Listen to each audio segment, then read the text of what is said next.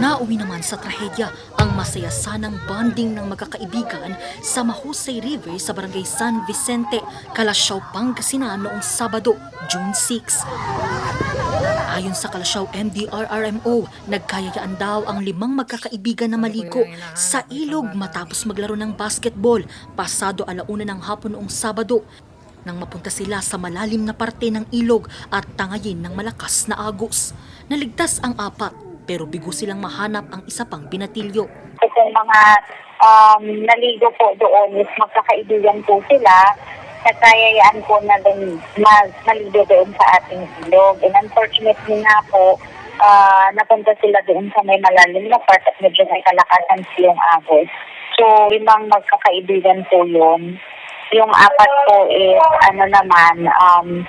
yung 2 kasi nauna silang umahon. And then yung 2 is na save na po ng mga kasamahan din po natin. And then yung isa is yun siya yung naiwan. Nakuha na.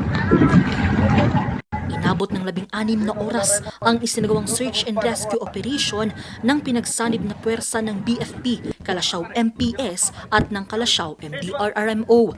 At pasado 7 ng umaga kahapon, June 7, ang katawan ng binatilyo na-recover. Ang biktima, isang 14 anyos na lalaki na residente ng San Manuel, Pangasinan.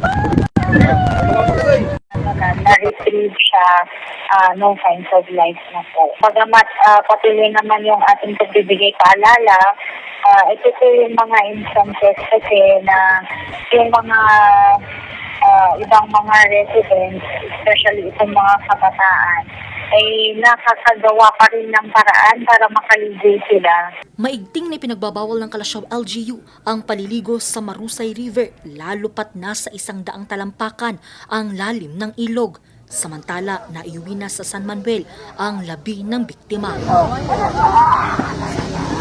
Angel Arquero para sa Nation on the Move.